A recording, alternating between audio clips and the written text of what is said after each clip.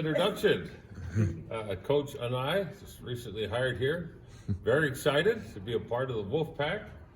And the future direction of the offense, we're not going to really get into until after the bowl game. So right now, my role, myself and Coach Garrett Tujay, is recruit, retain, and observe. So as demonstrated today, no, there's no on-the-field coaching and no role along that line. One of a resource and supportive role. So with that, be happy to take any questions anybody might have. How would you describe your offensive philosophy? Offensive philosophy.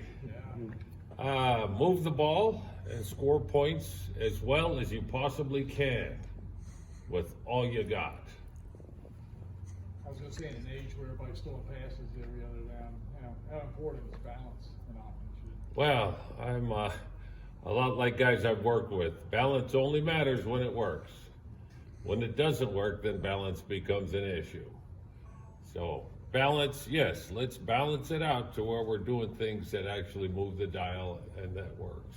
You say one of your things you're doing is observing right now. What have you observed about this Wolfpack team since you've gotten here? Oh man, very competitive, and this group has been well recruited.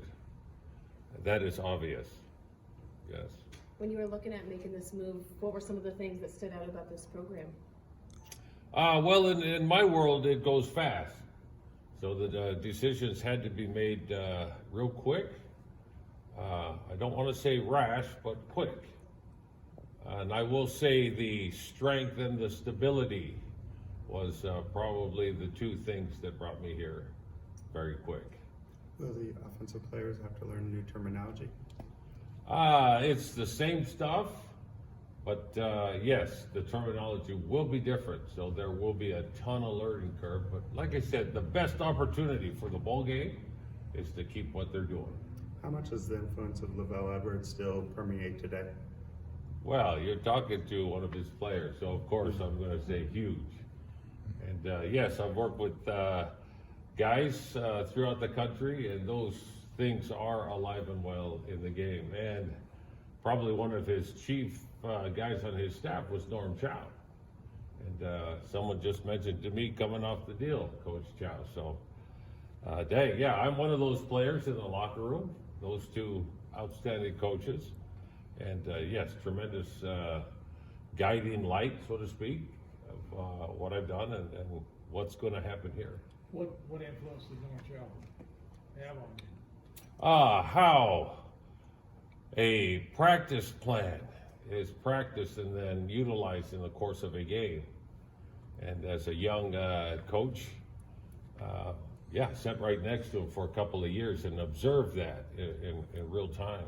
As a player, he would orchestrate the practice plan. So experienced both sides of that coin with Coach Edwards and with Coach Chow.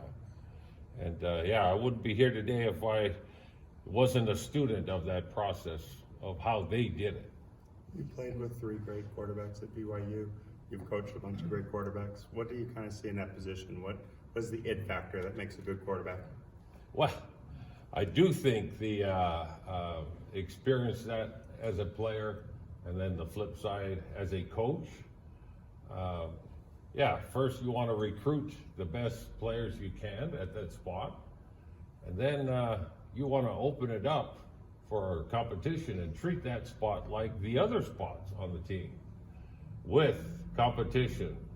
You know, they say iron sharpens iron, and you go from Mark Wilson to Jim McMahon to Steve Young to Robbie Bosco, and there's just before that and behind that, they're all Americans that, every one of those guys want to play. And it was like same thing at O-line, same thing at tight end, same thing at linebacker, same thing at nose guard. Iron sharpens iron. So the better quality of player you get in a position group, I do believe the better the outcome will be. You had to do it last year. How long does it take to install an offense with a new group, and how much patience is required? Yeah, great question. A lot of that has to do with how motivated your group is and I'm looking forward to the motivation level. It appears that here our players are very capable and very motivated. So how long? I really couldn't tell you, other than really motivated group is faster. I apologize if I'm off, but you know things are happening really fast this month. You have family in this area too? I do. And how much of a pull was that? Oh, that was a way added bonus. I got 3 granddaughters and the 4th one on the way here in Raleigh, Fuquay Varina. And my son's the offensive line coach at Campbell, so tried to talk him out of the profession. He would not have it. My dad was the head high school coach in Hawaii. That's the home I was raised in. He was raised in a college coach, and all we did was bounce around the country. And now he's doing that with his little family. But yes, family. Best part of who I am is grandpa. Did your dad try to talk you out of it? He certainly did. And yeah, there's, especially in the hometown, if you're the head coach in a hometown for years, yeah, they're real high expectations. And I was the only, me and my younger sister, she's an AD.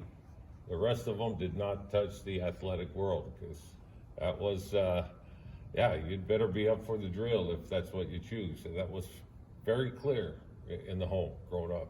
Can you speak to the relationship? Obviously, you guys go way back, Coach 2J, just that relationship and being back here together. Coach 2J, I was part of the group that helped recruit him as a junior college transfer, was an All-American, and he played on some outstanding teams, and outstanding junior college head coach for years. And when the chance came to hire him, this was probably 10, 11 years ago, I jumped at the opportunity, and he's been doing an excellent job ever since. How much did it help that you had previous relationships with Ruffin McNeil, Coach Mitchell, Tony Gibson? I mean, there's history. Yes, there is. You know, trust. Trust is something that you develop. It's consistency over time. And there's been, yes, a lot of time put in with relationships with people. And so even though I never worked with Coach Dorn, I've always admired how the program was run from the opposing sideline. And when given an opportunity, I did not hesitate because the trust factor with guys here very high. So no, I feel blessed. I feel lucky to be here. How about a question from this side? He asked them all already. Oh, okay, fair enough. A lot of people's minds are on Starkville, Mississippi today. Do you have any stories that you'd like to share? No, just that our relationship with Mike goes beyond the coaching world. When dang, those guys were at Iowa Westland. I was at a junior college named Rick's in Idaho, and started funneling players there, and then they went to Valdosta State and funneled players there, and they won a national championship. Went to Kentucky, funneled players there, Oklahoma, and so when it came time to hire a guy, he went, oh, hey, here's a guy that I know pretty well over the years, and those are great years in Lubbock, and a huge amount of condolence to the family, and all of our former players and coaches that have a bond with him. Our lives were better because of that. Is that good?